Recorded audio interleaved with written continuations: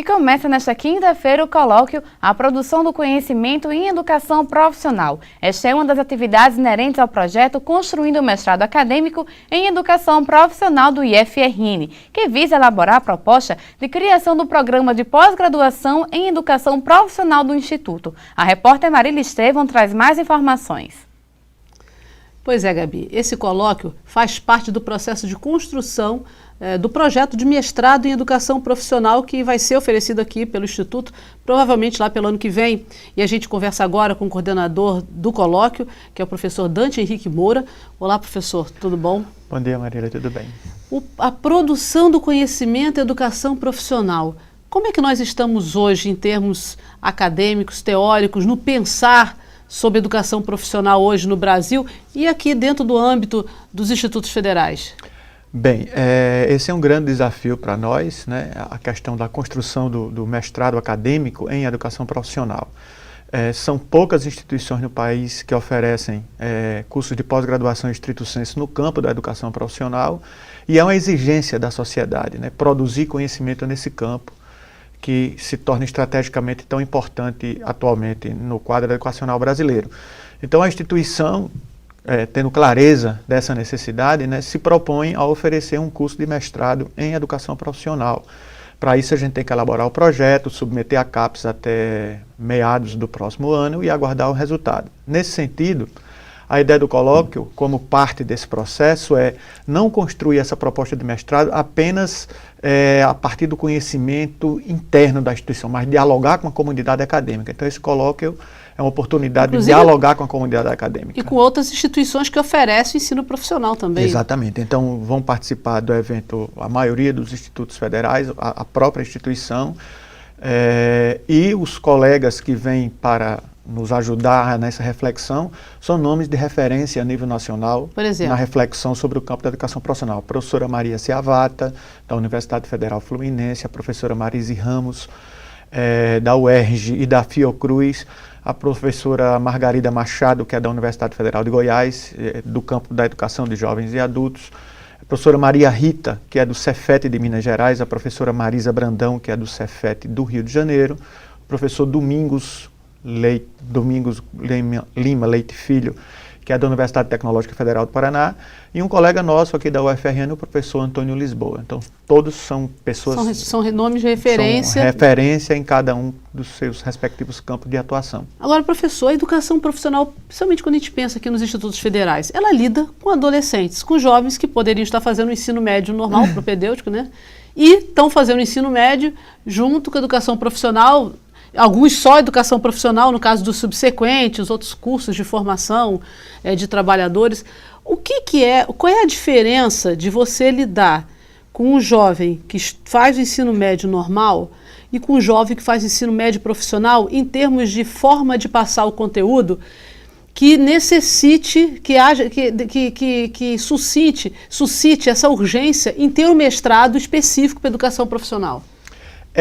Porque esse campo de conhecimento da educação profissional, principalmente a interface entre a educação profissional e a educação básica, no caso o ensino médio, é algo que a gente vem construindo no país há várias décadas e que houve uma interrupção muito brusca nos anos 90, quando houve uma legislação que determinava a separação obrigatória.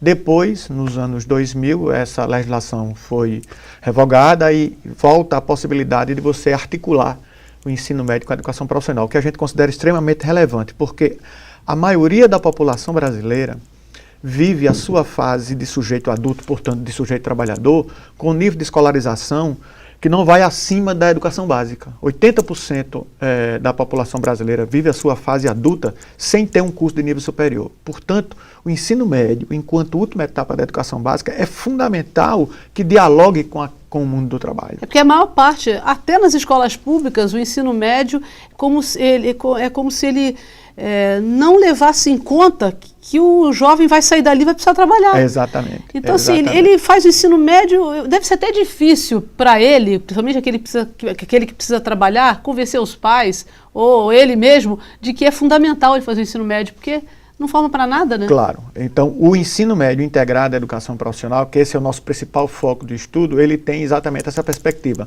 Não de limitar a possibilidade do sujeito prosseguir os estudos e para o superior, de maneira nenhuma. Não é esse o sentido. Ao contrário. Mas é uma possibilidade para ele, inclusive, poder trabalhar, já que ele vai ter que trabalhar. E bancar, às vezes, o próprio estudo. E bancar o próprio estudo, Exatamente. Porque é uma condição real da sociedade brasileira. A grande maioria dos nossos jovens de 16, 17 anos, ele trabalha e tem que trabalhar.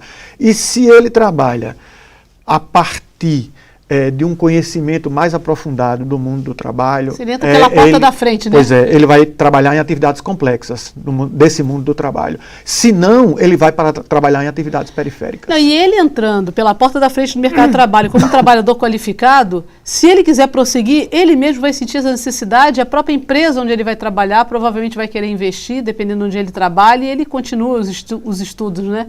A gente vê isso muito entre os jovens lá, Mossoró, por exemplo, né, que fazem aqueles cursos de petróleo e gás, que tem uma alta demanda, eles saem, começam a trabalhar logo, muitos depois engrenam para engenharia, né? Claro. Então esse é exatamente o sentido. Como cada vez mais essa relação entre ensino médio e educação profissional, ela contribua para a perspectiva da formação integral do sujeito. Não apenas aquele sujeito que está se formando para se inserir em um determinado posto de trabalho, mas que ele tenha essa capacidade técnica, esse conhecimento técnico, mas que se possa também se compreender na sociedade, analisar criticamente a sociedade e contribuir, inclusive, para transformações nessa sociedade. Uma camada da população que às vezes sofre quando volta para os bancos escolares, às vezes não, geralmente sofre quando volta para os bancos escolares para completar a formação, a educação formal e até aprender uma profissão, são os adultos, né? Que é o público do ProEja. Né? Nesse colóquio, vocês vão discutir essa problemática da reinserção dessas pessoas fora da escola, como fazer de uma maneira mais eficiente, eficaz e efetiva? Pois São três coisas diferentes. Uma das mesas do colóquio, foi bom você tocar nisso, Marília, que uma das mesas do colóquio é especificamente sobre o ensino médio integrado à educação profissional, considerando os dois públicos com os quais nós trabalhamos. Os adolescentes, aqueles que vêm da trajetória regular, acabaram de concluir aí o ensino fundamental por volta dos seus 14, 15 anos, e entram no instituto para fazer o ensino médio integrado. E o outro público, que é o público esse que você acabou de mencionar, que é extremamente relevante do ponto de vista de política educacional, a instituição está atuando com esse público, porque são pessoas que, na verdade, foram excluídas da escola e, quando chegam à fase adulta, se dão conta que, sem um nível de escolarização maior, eles terão grande dificuldade de participar nessa sociedade. E que não são necessariamente idosos, as pessoas confundem. Basta a pessoa ter 18 anos e estar fora de faixa. 18 anos, está fora de faixa, ela ainda é. Então, nessa mesa nós vamos ter 3 colegas dos que eu mencionei, a professora Maria Margarida Machado, da Universidade Federal de Goiás, que é exatamente especialista no campo da educação de jovens e adultos. Então, professor, só para encerrar a nossa entrevista, nosso tempo está terminando, quem não puder assistir, participar, porque já está tudo fechado, né? Presencialmente, por videoconferência, ainda vai ter uma outra oportunidade de acompanhar esses debates? Exatamente. Nós temos 3 possibilidades de participação.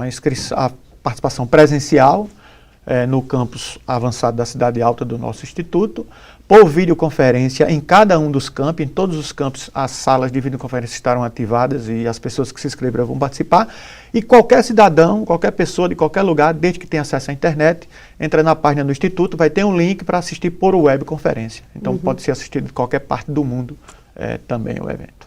Então tá, muito obrigado pela sua participação aqui no nosso programa. Gabi, é com você. Veja a seguir, Projeto 10 Dimensões encerra seus trabalhos em grande estilo com a exposição 10ª Dimensão. Até já!